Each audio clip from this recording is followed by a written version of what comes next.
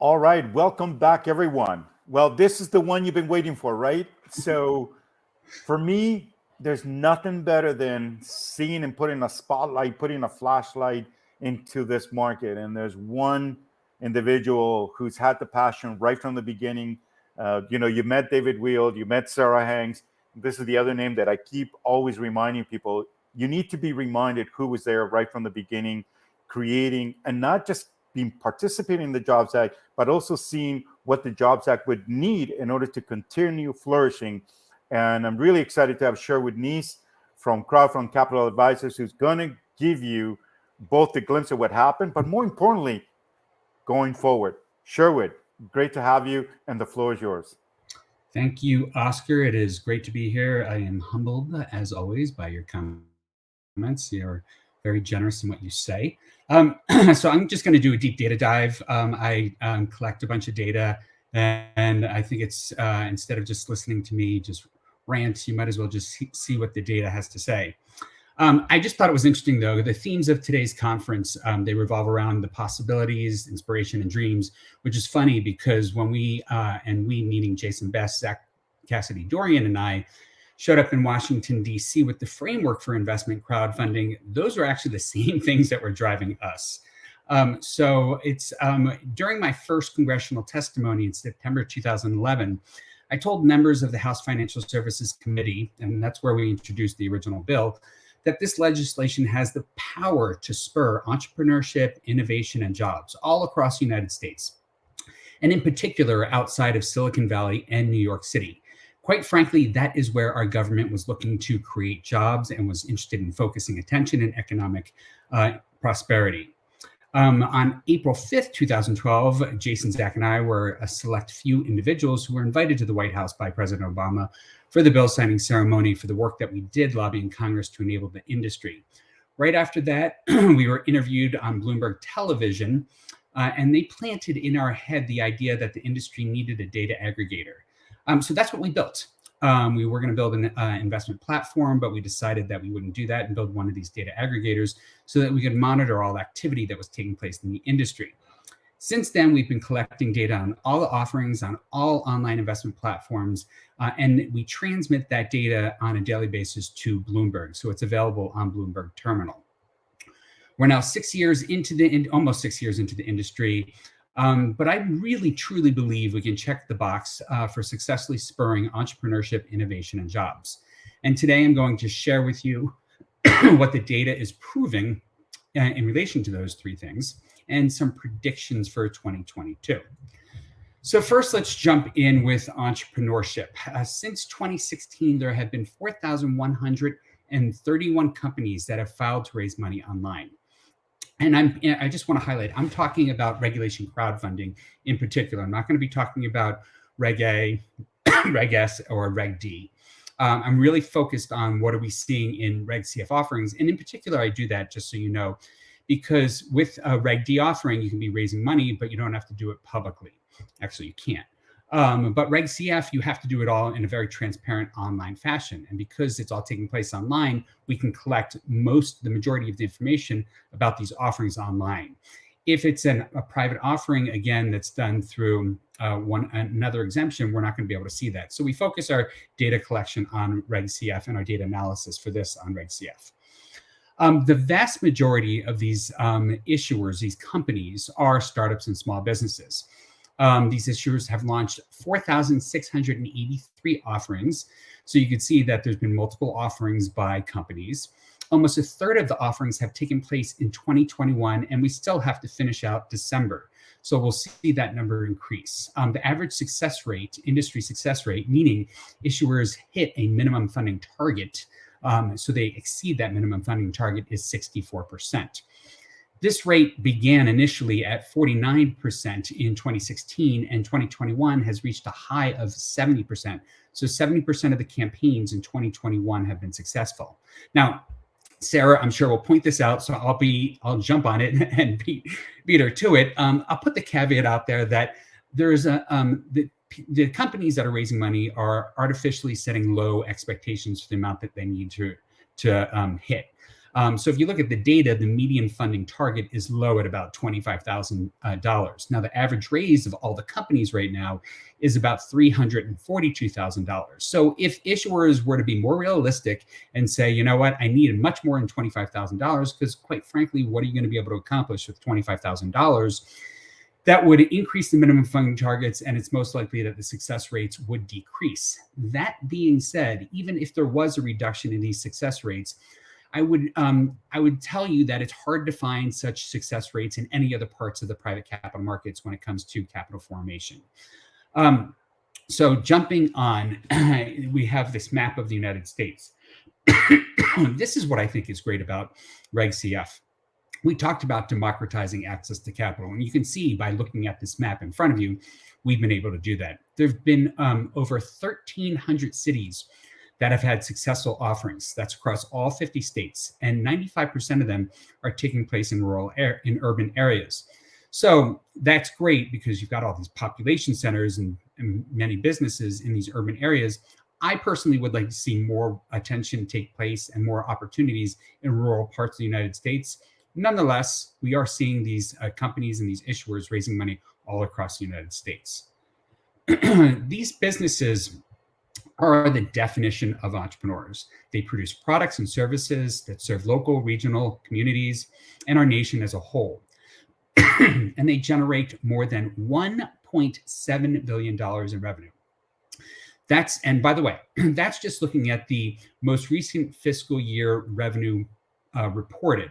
So all those companies that were startups that hadn't actually produced any revenue could have gone on to revenue producing companies right after they did the round of financing. So this 1.7, I think, is a very conservative figure of the amount of money that's actually being generated by these companies that have used regulation crowdfunding. What's an interesting data point, if you separate out 2021 from the entire industry and the entire time that this industry's been going, is in 2021 alone, issuers that raised money online and were successful with that had more than $775 million in revenue. So 45.6% of all the revenue generated by the industry took place in 2021. I mean, that's an outstanding figure in itself. And I think that's just going to increase over time. If we start to dig into innovation now, there's many ways to measure innovation. We can look at new companies, multiple rounds of financing, capital deployed by investors, capital invested into local communities, and overall economic value generated by these firms. But first, let's look at new companies that just launched with a new or different product or service and then raise money online. So since the industry launched, the average percent of pre-revenue issuers has been 43.8%. So pre-revenue, yes, that means that they haven't generated revenue. Post-revenue means that they have sales and customers. So 43% of all the issuers have been, 43.8% have been pre-revenue. What's interesting is what happened during COVID. Well, during COVID, we see the number of pre-revenue issuers drop to an all-time low of 39%. So a couple of things are probably happening. A, these pre-revenue issuers are probably like, it's a little too risky for me to go out and peddle my new business to the crowd because I can't show that there's traction. Or the crowd was actually not interested in funding pre-revenue startups. So the two sides of the equation right there. However, in 2021, we've actually seen the number of pre-revenue startups that were successful rebound and bounce back up to 42%. So I think that's really positive. What I like out of this number too is when we first got started with it, one of the negative things that we heard from people that were opposed to this legislation is this would be the worst ideas coming online. Averse selection means that these issuers would be coming to the crowd rather than going to traditional VCs or something. But well over 50% of the companies that are using RegCF to raise money are actually post-revenue. So they've got customers, they've got traction. They probably could go to more traditional sources, but for one reason or another, and that probably comes down to access to capital from their customers, and I call them investors, is driving them online to raise capital. And I only believe that that's going to continue to grow over time. The final data point related to this is, I think, really interesting. 37% of all the capital raised since the launch of the industry went to pre-revenue startups. In 2021, that amount was 34%. So think about it this way. 1/3 of all the capital invested, it goes into innovative startups. So that's great because, we've got $1 billion that's been raised by this industry now. So 1/3 of it that's got into startups is really the innovation startups. These are companies that have new ideas and need the capital to actually get their company, out there doing sales and all that stuff. Again, there's logic in the system because 2/3 of the money is going to companies that already have sales. So it's a little less risky for investors to be putting their money into companies that are generating revenue. Another way that we consider innovation is how many of these issuers have gone back to the crowd to seek capital to continue to innovate. So you did a round online. Do you jump immediately to VCs? Do you try and get, in banks to give you money now? Or do you go back to the crowd? I think it's been really interesting to look at the data and follow the companies that are doing these follow-on rounds. Not only because you can see how much money they're raising from how many more investors, but you can track valuations over time. So you can start to see who are going to be the future winners, the future unicorns maybe out of this space. Of the 4,131 companies that have raised money online, over 2,700 were successful and now have capital to innovate. 474 did a follow-on round and are now proving their value to investors. What's interesting is I dug in a little more. Well, how many did 2? How many did 3? How many did more than 3? 96 have done 3 rounds online and I think are ripe for some serious VC attention. And I'm going to talk about that in my predictions. So let's talk about another way that we can measure innovation. Another way to measure innovation is by capital deployed. There's been over $1 billion raised by more than 1.3 million investors. Now, I'll put a caveat in there again. I believe that 1.3 million is a conservative figure. Why? Well, not all platforms disclose the amount of investors in a deal. Now, the biggest ones do. So I believe that side of the data is very accurate. But not everyone does. So I think there's been well over 1.3 million, probably like 1.35 or closer to 1.4 investors in these RegCF offerings. There have been over 293 offerings that have raised over $1 million. So that's a minimum of $293 million that has gone into it. Those are innovative companies. They are seriously getting capital from investors that are very intrigued with what they're doing. Many of them have, 500 to 1,000 investors. And I know we talked about the challenges that might come from that in terms of the cap table and the solution of the SPV. But, it's still like brought up in the last panel, you have to send out 1,000 K1s. There's been, we've had the cap move from 1 million to 5 million in March last year.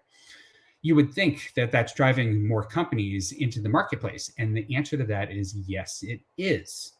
But the data doesn't show that all the companies are raising $5 million. So again, there's logic in the system. Just because you can raise $5 million doesn't mean you will raise $5 million. And the data shows that there's been about 7 RegCF offerings that have raised over $5 million. Now I say over 2 because we do track parallel offerings. So if you're doing a RegCF and the accredited investor crowdfunding, then we actually see both of those in this data set here. But at the end of the day, the more money raised, the more capital that these issuers have to innovate and scale. And I apologize for this cough. I've got seasonal allergies that are just going crazy. Another way to measure innovation is what these businesses are doing for local communities. So let's dig into the financials to understand how they are spending their money. And when we dig into all the financials for all these companies, we can see that they're pumping conservatively $2.5 billion into local economies. So that's $2.5 billion that's spread across these 1,300 cities all across the United States. You want to talk about an economic engine? RegCF is an economic engine. I mean, where else can you see billions of dollars like this that is not poured into states or the federal level, but really at a granular state, local zip code level? That's the power of RegCF. And finally, and I love this one, what are these companies worth?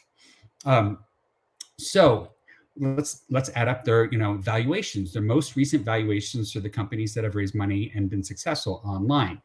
Not that all of these companies are going to sell for the amount that they have disclosed in terms of their pre-money valuation or what their post-money is, if you add in the amount that they raised, but it adds up to a significant amount. It adds up to about $32 billion right now. I think that's a data point that speaks volumes as to why more institutions should be paying attention to this industry. What's really fascinating when I dug into the data is 50% of all the economic value was generated in 2021. So we think this is a leading indicator for activity that's going to happen in 2022 with mergers and acquisitions. We're going to see these companies going out raising more capital, VCs getting in the deal, them being acquired, and I believe we're ripe for an exit at some point soon. So let's dig into the last part that I think is the part that Washington cares most about, which is jobs. Investment crowdfunding has been a jobs engine, period. We estimate that over 250,000 jobs have either been created or supported by companies that have successfully raised money online. This includes direct hires, seasonal hires. It includes those startups that are hiring employees to help them scale and grow their operations. And this is just going to continue over time. So I think that's a phenomenal figure. What's key about these jobs being created in these communities across the United States is, in many cases, this is in cities and towns where, quite frankly, we need the jobs most. We don't need them in New York and San Francisco. We need them spread around the country. So RegCF is proving that it can do that. These jobs not only provide employees for the companies to actually do the work that needs to be done, but they provide income to individuals so that they can support their livelihoods. They can pay their rent. They can buy a house. They can buy a car. Everything that we need to have our economy go, go, go, go, go. But what else do they provide? Important tax revenue for our state, our local, and our federal government. So, hey, if you've got anyone from Washington listening, do whatever you can to help promote RegCF, because this only benefits you in the end. I think what's fascinating about this, and honestly, this part has just blown me away, because when we showed up in Washington, D.C., we were 3 Silicon Valley trained entrepreneurs whose mindset was very focused on Silicon Valley and alternatives to VC type of funding. And we were thinking software applications, health tech, that type of stuff would be, very interesting. But we also thought Main Street would benefit from this because they're the ones that are hit hardest by the banks and all the regulations they face.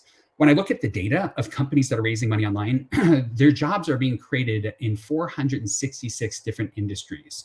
So we track industries by NAICS code, and I think it's been fascinating to see what's going on. What I love is 28% of all the jobs are in the manufacturing sector. And I was blown away by that.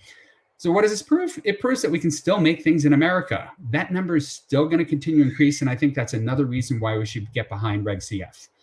24% of all the jobs are in information technology, which are creating software products that quite frankly are going to drive our future. And it's fascinating just to sit in front of the computer, look at all these offerings that come in on a daily basis and go, wow, that's going to change the way I live my life. So let's talk about predictions. All right. I think if you look at this chart that's going to appear next, and let's see what's happening here. Was that not going? Okay. Oh, darn. Let me go back. Okay. This chart on the left shows you the amount of offerings, the active investments on a daily basis or a monthly basis in this chart every month. And you can see how that's just going up. That's just going to continue to go up. When we went to Washington, we were really excited about the potential for regulation crowdfunding. And one of the people that we work closely with on Capitol Hill said, Woody, don't get your hopes too excited for the next 5 years. I see this playing out the way medical savings accounts played out. Now it's a multi-billion-dollar industry on a yearly basis. But for the first 5 years, it was very slow and steady. People needed to understand it. There had to be logic in how they were used, and the media had to get behind it. I believe we're at that point now where we've been at it for 5 years, and now we're going to start to see the scale that's going to take place. So I believe that it's time for the industry to scale. And I think we've got all the players there. We've proven ourselves in an industry, and we're ready for that. I believe that there will be a significant exit that leads to material returns for investors over the next 12 months. That's going to lead to media coverage. That's going to talk about the excitement of all these retail investors that got in and the exit that they experienced. That's going to bring what I believe are going to be many more investors into the space, many more issuers into the space seeking capital, and it's just going to scale the industry. I think in 2022, we're going to have about 2,500 at least offerings. There's going to be probably $1 billion that's raised in 2022 from more than 1 million investors. So you know how I told you there was $1 billion that's been raised. We hit that target, I think, in October. I believe in 2022 alone, we will raise $1 billion. The data is just pointing on that direction. I think there's going to be a bifurcation between smaller issuers that raise on average $100,000 and larger issuers that raise more than $500,000. I think, the more sophisticated companies are going to be looking towards Reg A. It costs much more to do a Reg A offering than it does a Reg C offering. But hey, if you're a small, mid-sized company and you're looking for $1 to $5 million of capital and you've got a customer base that's engaged in what you're doing, this is going to be a great way for you to do it. I believe we're going to continue to see the manufacturing sector grow as the supply chain issues force more items to be produced in the United States. We're also going to see what I believe are institutional investors begin to enter the space. And I believe we'll see a handful of funds deployed on platforms in 2022. So what does that mean? That means that we're going to start to see Wall Street finally paying attention to what's happening in this marketplace, not by investing in the individual deals, but by saying, how do we wrap a fund around an investment vehicle that can go into many of these offerings and hopefully and most likely the best ones so that there can be attractive returns for investors. So just to sum it up, net, the industry's moved to a growth phase. We'll start to see scale that we were expecting all along. The platforms are going to continue to consolidate. I think we all saw the Republic announcement with Cedars. I think that's fascinating from a global perspective on what this means as a global opportunity. I think media coverage will expand and we'll have much more institutional coverage of what's going on. And at the end of the day, I think a year from now when we're talking, I'll be telling you about some institutional investors that are staking a claim on the space. So Oscar, that is what I have. I will toss it back to you to see if there's questions because I just ranted. No, that was great. You know what? Thank you. It is so important for people to understand how important this data is, how powerful it is, because, what do you recall? 12 years ago, we had nothing. We were just projecting, or not even projecting. We had to deal with all the naysayers. It's never going to work. Now we have data. And I think the most powerful slide, I got to be honest with you. I mean, David, the whole idea of the Jobs Act was to create jobs or sustain jobs. And that's the key. And I think everybody here, yes, it's giving you a regulation to raise capital to bring your realities, your dreams to the market. But keep in mind why this was all done. The ownership is back on you. That's why we're seeing such a variety of investors, 40 plus, minorities, everything. So it's a great equalizer. I can't wait to see your next report. And you're right. I do believe that I think we're going to see 5 unicorns this year in 2022 in our sector. I think we're going to see it one from the front line. That's what people see. There's going to be an infrastructure play. There has to be. There's no other way for the ecosystem to grow. And then, of course, there's going to be some in between. But we're finally seeing that kind of level of eye coming into the sector. So for everyone coming in, you are coming in at one of the best times in the area of Jobs Act and regulations. Yeah, please, Sherwood. Yeah, no, I couldn't agree with you more. Funny little story. When we went to Washington right before we started going there, I was telling my father, I was just like, so, we're going there, we're, pushing access to capital.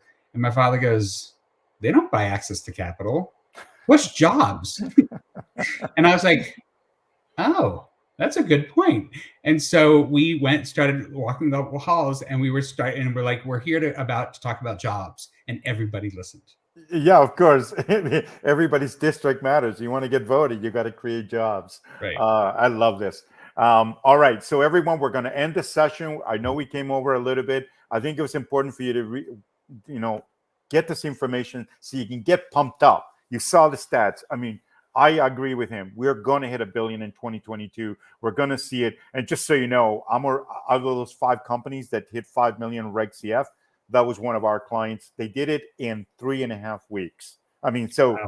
I just want everybody to know it is possible. There's a game plan out there to do it. And you're using RegCF and Reg A, RegCF and Reg A. That's the new model in the USA. So thank you. We're going to end this session and get the other session started right away. Thank you, Sherwood. Thanks, everyone. Thanks, Oscar.